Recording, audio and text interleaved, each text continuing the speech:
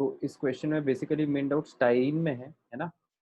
तो देखो स्टाइरीन का स्ट्रक्चर क्या होता है, ये आपको आईयूपीएसी चैप्टर में जो कॉमन नेम्स का टेबल था ना एक बहुत बड़ा, है ना? उसमें आपको स्टाइरीन मिल जाएगा, ठीक है? अगर आपको लोकेशन चाहिए इसकी तो शीट में, आईयूपीएसी की शीट में आपको मिल जाएगा।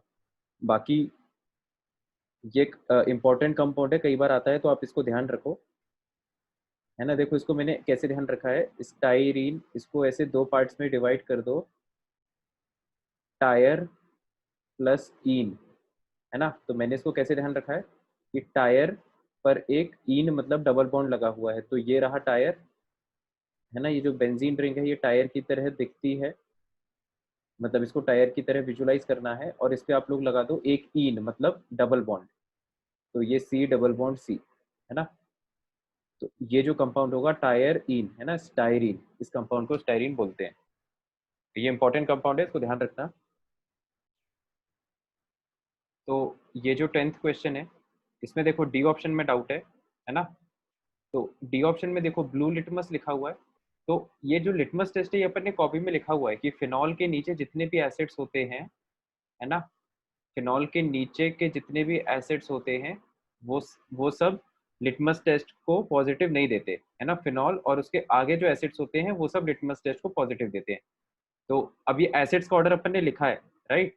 तो जो एल्कोहल होता है, ROH, नॉर्मल वाला एल्कोहल, वो फिनॉल के पीछे आता है, ठीक है? तो ये आप एसिडिक स्ट्रेंथ का ऑर्डर देख सकते हो जो अपन ने लिखा है कॉपी में। तो इसका मतलब इथेनॉल पॉजिटिव नहीं देगा ब्लू लिटमस टेस्ट और फिनॉल दे देगा, तो इसके बेसिस पे भी अपन डिस्टिंग्विश कर सकते हैं। तो डी सही आंसर है। तो यहाँ पर एक्सरसाइज 2 पार्ट 4 के फर्स्ट क्वेश्चन में एक तो डाउट था, तो इसको देखो, ये आपको कॉम्प्रिहेंशन दिया है, इस कंपाउंड को ओजोनलाइसिस कराने से M प्लस स्मॉलेस्ट एल्डिहाइड आपको मिलेगा, है ना? तो एक तो ये, और बाकी तो पहले फर्स्ट क्वेश्चन में M प्रोडक्ट की बात हो रही है ना, तो M पे ध्यान देते हैं। तो जब ओजोनलाइज कराओगे तो M क्या होगा, है ना? तो इसको ब्रेक करो, यहाँ से और यहाँ से, है ना? तो जब ब्रेक करोगे तो यहाँ पे डबल बॉन्ड ओ आएगा, यहाँ पे डबल बॉन्ड ओ आएगा, यहाँ पे और यहाँ पे, ठीक है? तो देखो अब आपको कौन कौन से प्रोडक्ट्स मिलेंगे, है ना? ये एक तो ये मिलेगा सी डबल बॉन्ड ओ, है ना? इसके कितने मॉलिक्यूल्स मिलेंगे, दो, राइट? तो आपको ओजोनोलाइसिस के बाद क्या क्या प्रोडक्ट्स मिलेंगे उसकी अपन बात कर रहे हैं। एक तो आपको मिलेगा HC double bond OH plus, और क्या मिलेगा, ये 2 कार्बन कनेक्टेड रहेंगे, ये एक्चुअली 3 कार्बन कनेक्टेड रहेंगे, है ना? तो ऐसे कितने प्रोडक्ट मिलेंगे आपको, दो, दोनों सेम है, मतलब ये प्रोडक्ट और ये प्रोडक्ट सेम है। तो इसको भी लिख लेते हैं C और इस पे डबल बॉन्ड O, इस पे डबल बॉन्ड O, राइट? अब स्मॉलेस्ट एल्डिहाइड बोला है तो ये स्मॉलेस्ट एल्डिहाइड होता है मिथेन एल्डिहाइड, तो इसका मतलब M जो है वो ये है ना? तो ये अपना हो गया M।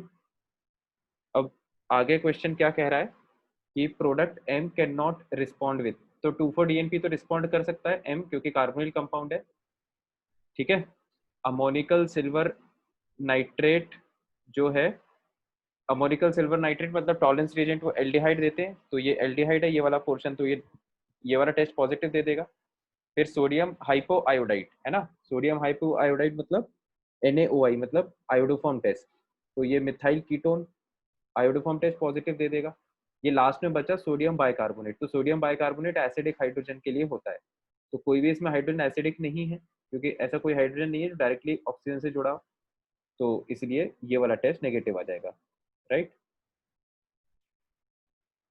ये देखो अगला क्वेश्चन, है ना? Number of moles of ozone used for 1 mole of the given unsaturated compound. तो ये जो आपको अनसैचुरेटेड कंपाउंड दिया हुआ है जो ब्लैक में था, है ना?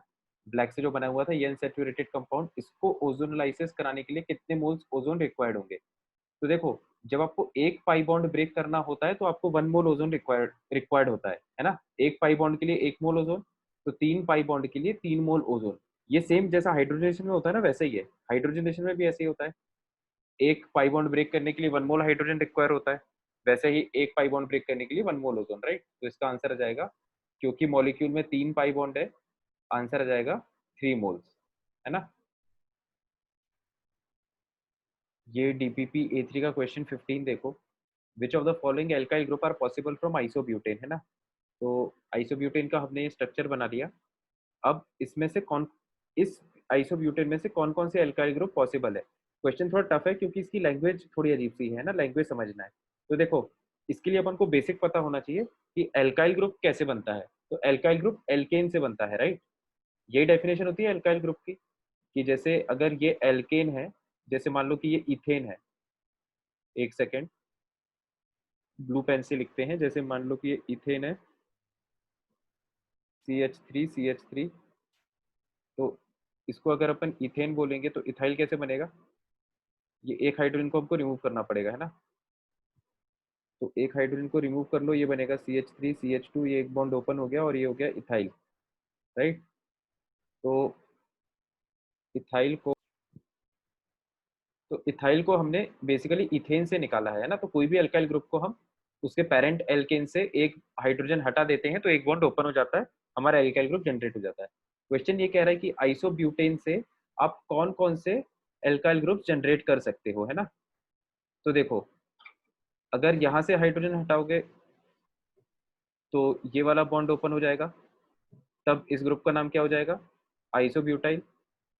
और इसकी जगह अगर यहाँ से हाइड्रोजन हटाओगे बीच वाले कार्बन से, तो अब ये ग्रुप क्या हो जाएगा, this is tert butyl, tertiary, है ना। ये जो कार्बन है ये 3 कार्बन से कनेक्टेड है, टर्शरी ब्यूटाइल। तो इसलिए डी आंसर सही है। बाकी जैसा ये कार्बन है वैसे ये तीनों कार्बन है, तो आप इस इधर का इधर से बॉन्ड ओपन करो तो भी वो आइसोब्यूटाइल होगा, इधर से करो तो भी आइसोब्यूटाइल होगा, राइट। तो इसलिए डी ऑप्शन सही है। अच्छा क्वेश्चन था ये।